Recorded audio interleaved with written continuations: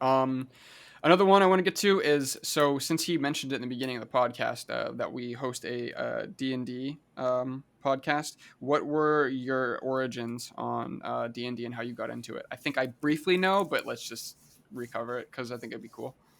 I never really had much of an experience playing D&D up until I was in high school. I think it was maybe junior year, where I was What year perusing did the you graduate?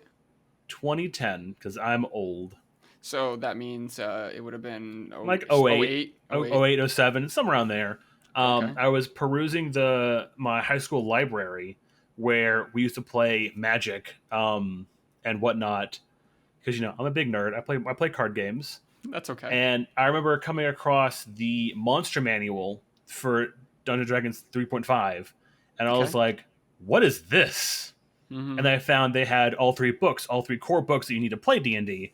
In And I high was school like, too. That's "Yeah!" In interesting. in my high school library in a little tiny town outside of Orlando, and I was like, "What are these doing here?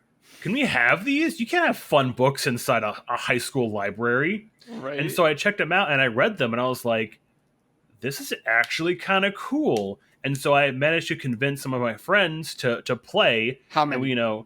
I think it was maybe three of us, like three other friends, two of which are my best friends to this day. So it was you and two other people? Three other people. I was a DM, Oh, okay. um, as always, permanent DM. And I bought The an essentials kit off of the internet.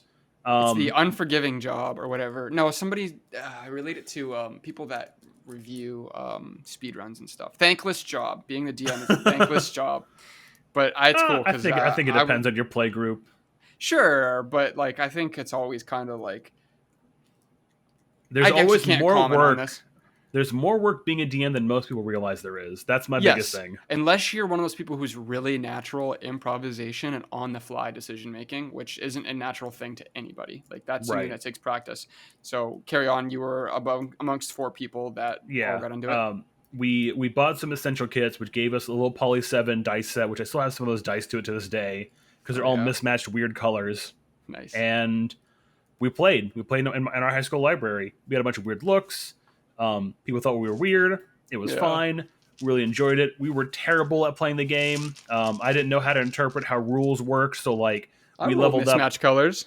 I think variety is a spice of life. So this Yeah, was an no, for Amazon sure. set with I think it comes with the base sets of the Hmm. seven that you need or whatever, and then there are like five different colors so that you could give a bag to each person. And I was like, Yeah, no, it's I'm just probably gonna put them all in this. the pound of dice.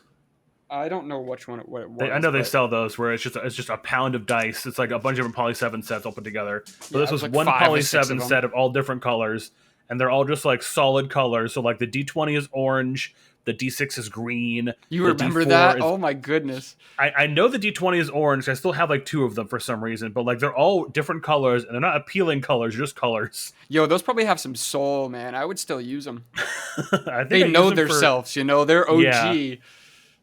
Um, Anyways, but yeah, like I wasn't very good at DMing because it was my first time. The story was non-existent. I didn't know how experience works, so we leveled up way too quickly. We ended up having like level 15, 16 characters after like 6 or 7 sessions because who the fuck here, knows how experience works? but it's your own game. That's the beauty of it. Except for Yeah, like for when every sure. every mob that they throw at you in your base information, you guys were just cutting them down in one cycle. Yeah, basically, it was not. It was not a good time. I mean, it was a good time, but it wasn't a efficient time. And Gotcha. then I started to play at a local card shop and someone else's group and got more into playing that. Were you guys playing in the library too, or like at somebody's house? At school, we played in the library. Once I started playing at a card shop, we played at the actual shop there because it was in a mall nearby where I lived. Now And that's then, interesting though. When do you like what point during the day are you playing in the library? Like after oh, school it or was during our lunch period. We would all get our oh lunch, and then because I would skip my lunch to take my lunch money to buy magic cards because I'm a shitty person and a very terrible influence. why that? What do you mean terrible influence? Would they do that too or? Huh? Some of them did. Some of them brought lunch, so it wasn't a big deal. But Okay, like but I for me, mean, I'd you rather love save magic my. cards more than crappy school food, so I don't know if you're really the person in the wrong here, or I don't know. I think it was a terrible decision on my part, but it's fine. It's whatever. you're alive. Um, yeah, I'm still here to talk about it. They didn't have any And of those then good greasy cheese sticks or chicken bowl or oh nothing good. oh, they had a chicken bowl. It was on Thursdays. People would stampede our cafeteria Every Thursday, every Thursday. chicken bowl was a huge deal in my high school, and like even the teachers were in on it, and it was like it was not uncommon for people to get double orders, and like our lunches were like okay. And this was during the time when Michelle Obama had the executive order or whatever that pizza is classified as a vegetable It's a for vegetable. yeah, for school lunches. So like we had lots of pizza. Our sub bar was good too, but I digress. I keep splitting off this conversation. Keep going on about D&D. Yeah, so I played on and off ever since high school. I've always been the DM for my friend group because they're all terrible DMs. Love them to death, but they can't prep to save their life. They can't improv to save their life, but they're fun to play with anyway. And then, yeah.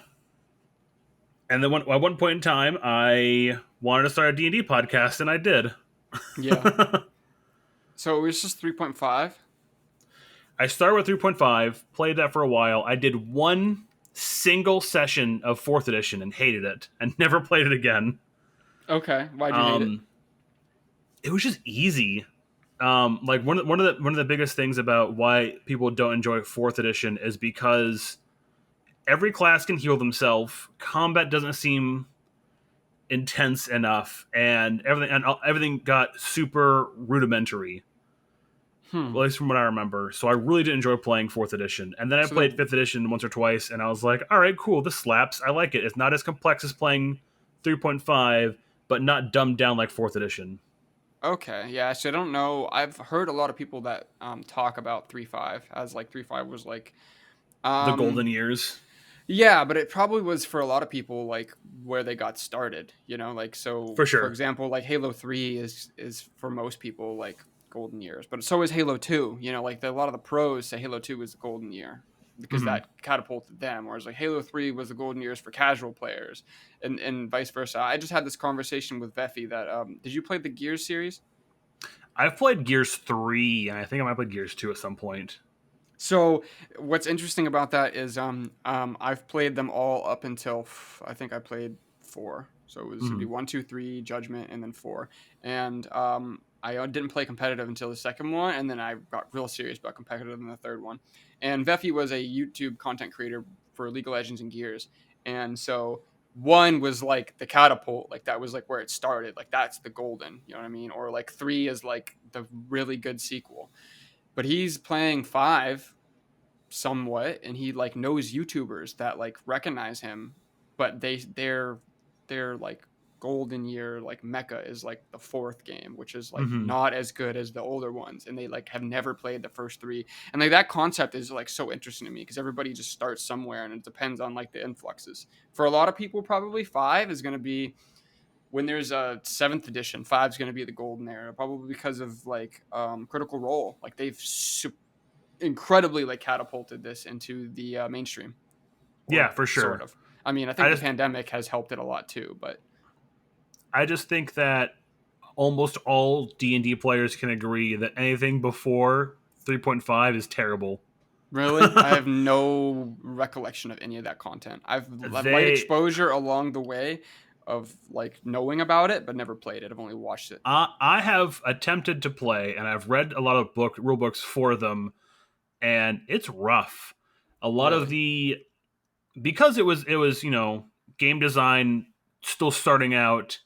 They didn't know how to build these systems very well. They were okay, but there's a lot of questionable choices, a lot of difficult ways to pick up the game. It's so much more accessible now to play D&D 5th edition than trying to play advanced D&D because sure, it might take longer to understand the core Come here, girl. concepts Come on, of babies. Keep going. I can hear you. picking Come on, up girls.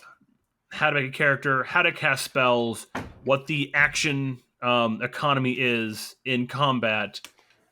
But that's easier than trying to explain. Okay, cool. You walk in this room, you see a monster. The DM rolls on a table to see if the monster attacks you, doesn't attack you, is friendly with you, things like that. Okay. Or other different random tables and how traps work and how interactions work and out of combat skills. It's just so different compared to what it is nowadays. Different isn't always bad, but I guess you have to decide what like you like. Like if you You have played to draw the basketball for a barrier long time somewhere. and someone was like, "Hey, we're gonna play 21," and like it completely changes it up, and someone's gonna be like, "Yeah, I don't like that. Like I'm already used to this, and I like this." I think change is hard for people too. So I think that's a big reason why like someone gets so accustomed to 3.5, and then they're like, "Ugh, like why backpedal or like why try to make something better?" Yeah, for So, sure. like you could probably even compare that to like this one might be a little controversial, but like Dark Souls 1 to Dark Souls 2. You haven't played much of you played a little bit of 1, but I don't think you've played 2 at all, have you? I played the first area of 2, and I was like, I'm not feeling this right now, but I'll come back to it later, and then never did.